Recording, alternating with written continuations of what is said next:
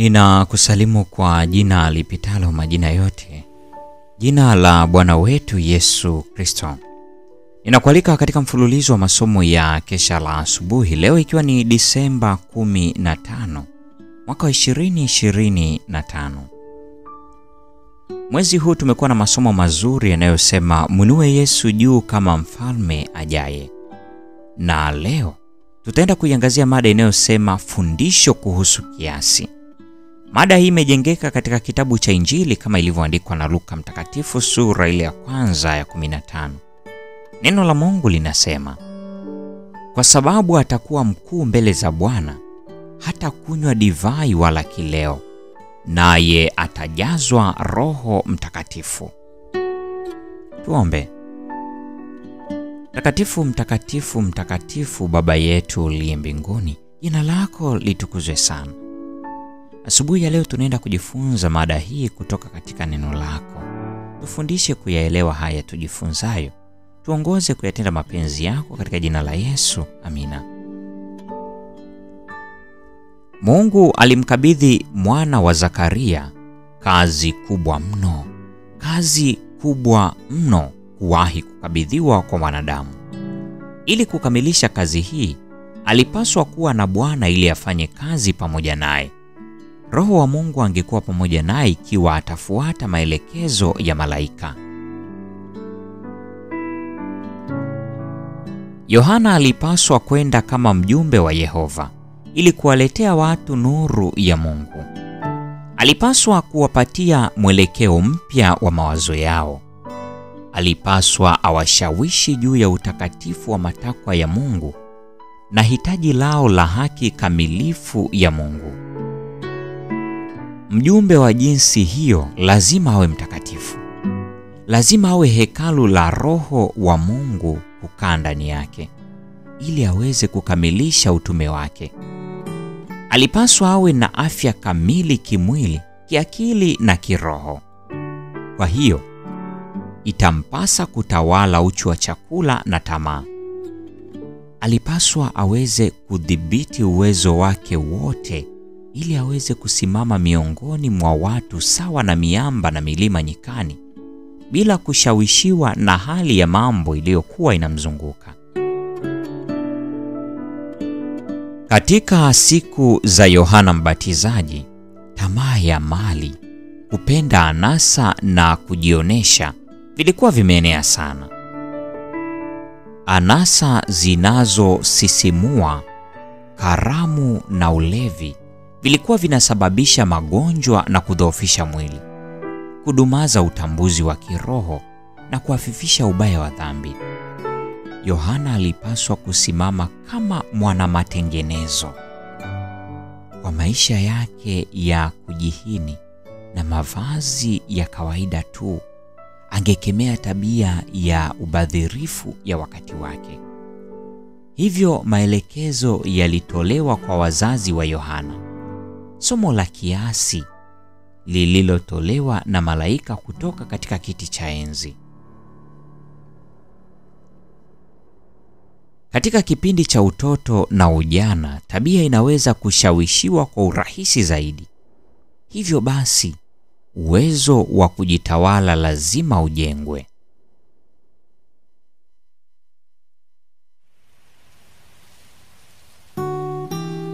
Kando ya moto na katika mikusanyiko ya familia, mivuto inatolewa ambayo matokeo yake yanadumu kama ya milele. Mazoea yanayojengwa tangu utotoni ndiyo yatakayoamua wakati wa utu uzima kama mtu atashinda ama atashindwa. Kama nabii, Yohana alipaswa kuigeuza mioyo ya baba iwaelekee watoto na kuatilia waasi akili za wenye haki na kumwekea Bwana tayari watu waliotengenezwa. Katika kutayarisha njia kwa ajili ya kuja kwa Kristo mara ya kwanza, Yohana alikuwa anawakilisha wale ambao watatayarisha watu kwa ajili ya kuja kwa Kristo mara ya pili. Ulimwengu umezama katika kuendekeza anasa, makosa na hadithi za kubuni vimejaa tele. Mitego ya shetani kwa ajili ya kuziharibu roho imezidishwa. Wote wanaotaka kuwa na utakatifu mkamilifu katika kicho cha Mungu lazima wajifunze kuwa na kiasi na kujitawala. Uchu wa chakula pamoja na tamaa lazima vitiishwe na uwezo utokao juu.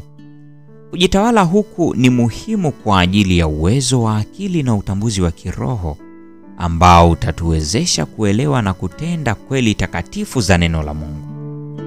Kwa sababu hii, kuwa na kiasi ni muhimu sana katika kazi ya maandalizi ya ujio wa Kristo mara ya pili. Tumaini la vizazi vyote, ukurasa wa 76 na 77. Hii ni Disemba 15, mada ikisema fundisho kuhusu kiasi. Na kwa nukta hiyo, mpendwa wa mfuatiliaji wa mfululizo wa masomo haya ya Kesha la Asubuhi, ndio tunakuwa tumefikia tamati ya tafakari ya somo hili siku ya leo. Neema ya Bwana wetu Yesu Kristo, pendo la Mungu na ushirika wa Roho Mtakatifu dumu kwa pamoja nasi sasa na hata milele. Amina.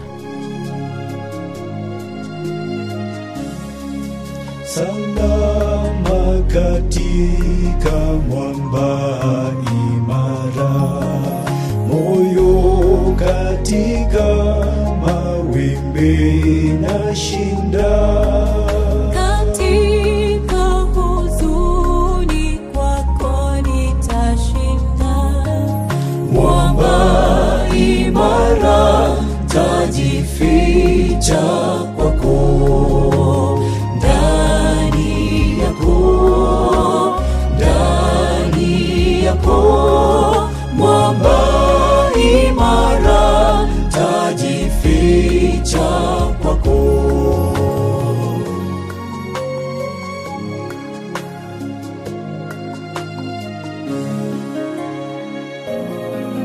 Wimbi la mawio saya upweke, majaribu yanaponi andama. Ikia maisha pasi utulivu. Mwamba imara, tajificha kwako. Ndani yako, mwamba imara, tajificha kwako. Ndani yako, mwamba imara, tajificha kwako. Kila mara mwovu akinitisha, mafichoni hofu yote hutoweka. Changamoto zikivuma na kutisha, Mwamba imara, tajificha kwako. Ndani yako,